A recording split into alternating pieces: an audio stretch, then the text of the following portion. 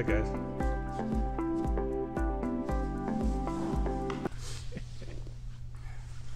Hey guys, it's Adam Legas, and thanks for tuning in to our second installment of whatever this is called, Nanohydrates Advice from the Experts. So today we're here with Nico Montanez. Nico, do you ever wish your name was Rico?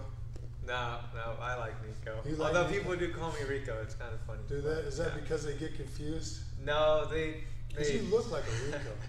I mean, that's what I think when I see you. They call me all kinds of nicknames. I just stick with whatever. Hey, if you're a jock and you don't have a bunch of weird nicknames, then you must not be doing something right.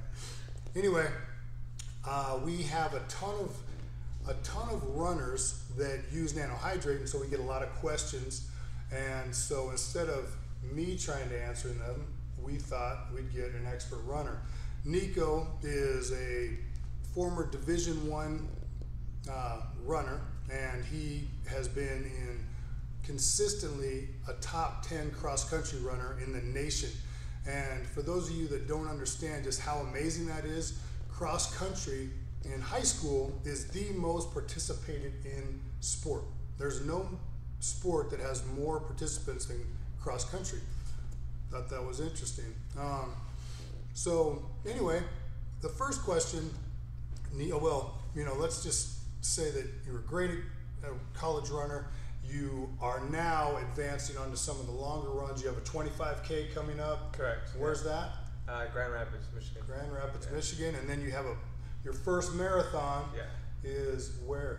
Sacramento, California. Sacramento. So, And when's that going to be? December 4th.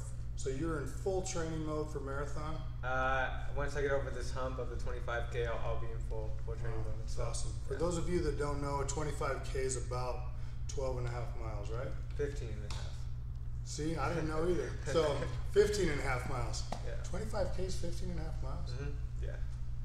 Gosh, dang. That really ticks me off that I was that bad at making the conversion. I know a 10K is 5K is 3.1. Correct. 10K is 6.2. Correct. See, I just suck at math. Anyway, all right. So, Nico, the first question is, what so far has been the most difficult part about training for longer races? I think the most difficult part is meeting the high demand of your training and putting in the quality long runs and the quality regular runs and the quality workout intervals that you need to meet for that higher demand of the longer run. So this 15 and a half mile race, I've been putting in countless 20-mile long runs mixed and sprinkled in there with multiple 12 and 13, 14 milers throughout the week. And so to add on top of that, doing longer interval workouts that are more tempo based, and so staying mentally driven for that is hard, but it's worth it. But that is definitely some of the harder parts. That's interesting that you say that. So, we actually promote a lot of high intensity interval training. So the interval training mostly just to, improve your metabolism. But how does interval training come into play for distance runners? And when you say intervals, give us an example of what your interval distances are, because I think most people, they think of an interval as 1 minute. What are you doing when you are interval training for a 15-miler? Yeah, so one of our bread and butter workouts that we have under Coach Istone is a 10 by 1K with 90 seconds rest.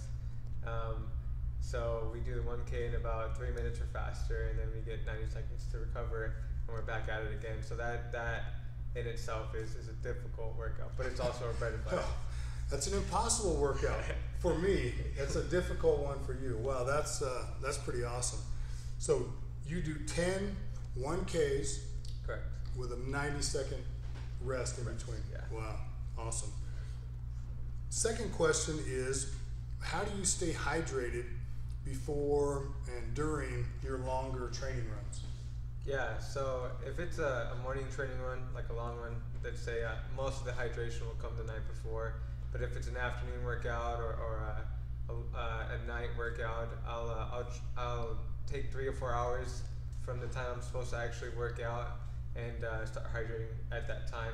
Otherwise, I'm just kind of sipping on water throughout the day, but I really focus on those 3 or 4 hours to where I can really get in the most hydration. So that's awesome. Yeah, that's cool. And the third question is, what motivates you to do this and keeps you motivated to do something so difficult? Yeah, that's a tough question. I feel like there's a lot of answers for that, but one that kind of comes to mind right off the bat is that I've just been given this God-given talent, and to keep improving and to see every year and even after every race, after every workout, to see kind of improvement upon that has shown me that I have the potential, and I don't know if I'll ever reach my full potential because you have so many factors in life that hold you back, but God has given me this great ability, and so I feel like it'd be a shame for me to waste it. That's awesome. That's really cool. Now, I do know that you're a Nanohydrate fan. Tell us how you use Nanohydrate and what you feel like it does to help you. Yeah, so the concentrate in itself, I use that kind of to drink throughout the day. There we are here. Yeah, Nanohydrate. But I drink that throughout the day to stay hydrated, to make sure the caffeine is kind of circulating in my blood, getting ready for the workouts. And then I take a shooter right before, or right out of my warm-up, so I'm primed and ready to go right as that first interval starts, or that first tempo mile. I'm ready to kind of have a great workout. And I've had some of my best workouts. That's awesome. Just off the shooters, I believe, and mixed with the concentrate. But I use those to kind of gear my focus towards what I need to get done in the workouts. And I've used it in some of my time trials, and I've actually PR'd faster here at altitude than I have actually going down to sea level. So that's amazing. Now, just for those of you that don't understand how much altitude makes a difference, what is a typical conversion for a mile for here at 4,500 feet to sea level?